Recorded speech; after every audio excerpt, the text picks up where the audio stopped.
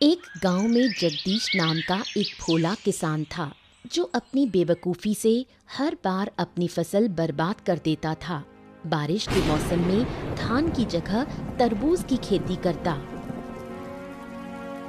अरे सुनते हो, क्या तुम्हें कभी अक्ल आएगी या नहीं?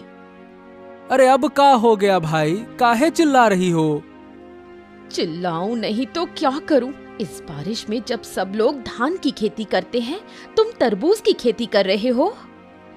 देखो, हमने सोच समझकर ही तरबूज बोया है। सोच समझकर बोया है? सुनो तो जरा, क्या सोचा था तुमने? हाँ, अब सुनो। बात ये है कि सब लोग जब धान की खेती कर रहे हैं तो ऐसे में तरबूज कम मिलेगा।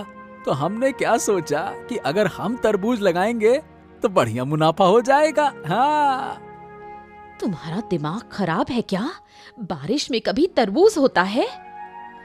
क्या बात कर रही हो? बारिश में तरबूज नहीं होता है क्या? अब मैं क्या कहूँ, तुम तो सब जानकर ही खेती करते हो ना।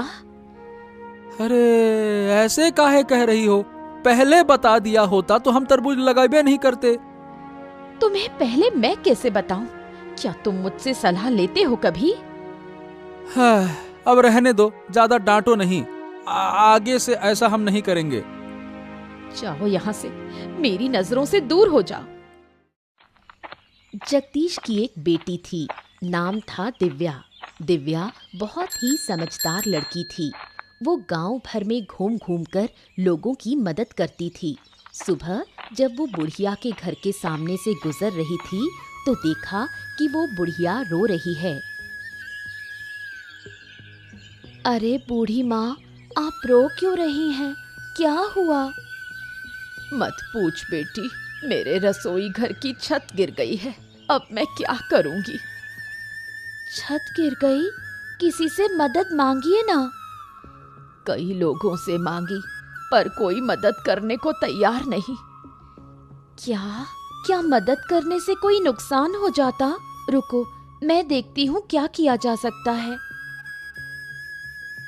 बूढ़ी माँ, अब आप दूसरे सिरे को पकड़ो, मैं ऊपर उठाती हूँ। छत ऊपर चढ़ा देंगे। दोनों के प्रयास से छत वापस जगह पर लग जाती है। बुढ़िया बहुत खुश हो जाती है। वाह, तेरी अक्ल तो कमाल की है। तेरी वजह से मेरा रसोई घर ठीक हो गया। मैं हूँ ना माँ, जब भी जरूरत हो बस मुझे बुला लेना। खुश रहो बेटी, सदा सुखी रहो। हाँ माँ, आप लोगों की दुआओं की वजह से ही मैं अच्छी हूँ। अब चलती हूँ, माँ चिंता कर रही होगी। ठीक है बेटी, ध्यान से जाना। हर दिन ऐसे कामों के लिए दिव्या को माँ की डांट सुननी पड़ती है। आज भी कुछ अलग नहीं हुआ। ठहर जा, वहीं खड़ी रह। बता, कहाँ गई थी तू पूरे दिन? माँ, मैं थोड़ी देर गांव में घूमने गई थी। तुम जानती हो, मैं घर पर ज्यादा नहीं रहती। यही तो पूछ रही हूँ कि तू घर में क्यों नहीं रहती? क्या तुझे घर का कोई काम नहीं? घर का काम करने के लिए तो आप हो ही। मैं तो गांव वालों के काम में मदद करती हूँ। गांव वालों के काम करके तुझे क्या मिलता है? माँ, मुझे उनका प्यार और आशीर्वाद मिलता है। लोगों की मदद करने से बहुत सुकून मिलता है। बस कर, छोटी सी उम्र में इतनी बड़ी बड़ी बातें। अभी 15 साल की है और बात करती है जैसे 80 की बुढ़िया हो। रहने दो माँ, आज मत डांटो ना। तेरे बाप बेटी को लेकर मैं बहुत परेशान हूँ। एक है बहुत बेवकूफ, दूसरा बहुत चालाक। जरूर पापा ने फिर कोई बेवकूफी की है, उसी का गुस्सा मुझ पर निकाल रही हो। क्या करूं मैं? तू खुद देख घर की हालत। गांव के इतने लोगों की समस्या हल कर दी, अब तक पापा को ठीक नहीं कर पाई। क्या कहूं, मेरी तो किस्मत ही फूटी है, तभी तो तेरे बाप के घर आई। अच्छा, अब मुझे खाना दो, बहुत भूख लगी है। दिव्या कभी अपनी माँ की बातों को गंभीरता से नहीं लेती। उसे गांव के अच्छे कामों में ही सुकून मिलता है।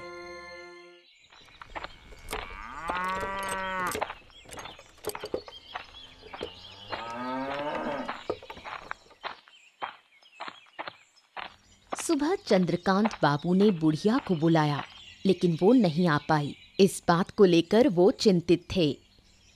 क्या हुआ बुढ़िया? मैंने तो तुझे सुबह बुलाया था ना, तू अब आ रही है? क्या मेरी बात की कोई कदर नहीं है क्या? ऐसी कोई बात नहीं बाबूजी, दरअसल मैं थोड़ी परेशानी में पड़ गई थी। परेशानी में? क्या हुआ था? मेरी रसोई की छत गिर गई थी, उसे ठीक करने में लगी रही। अच्छा, तो अब छत ठीक हो गई? हाँ हो गई। मैंने बहुतों से मदद मांगी, लेकिन किसी ने नहीं की। तो फिर तूने अकेले ठीक की? नहीं बाबूजी, मैं अकेले नहीं कर पाई, जगदीश की बेटी ने मदद की। वही छोटी सी लड़की जो दिन भर गांव में घूमती रहती है? हाँ बाबूजी, वो छोटी जरूर है, लेकिन बहुत समझदार है। गांव के लोगों की बहुत मदद करती है। ऐसा है क्या? बिल्कुल, उसके जैसा कोई और बच्चा इस गांव में नहीं। अच्छा लगा सुनकर। कभी उसकी समझदारी की भी परीक्षा लूंगा मैं। जरूर देखिए, बच्ची बहुत तेज है, जहाँ भी जाती है समाधान लेकर ही लौटती है।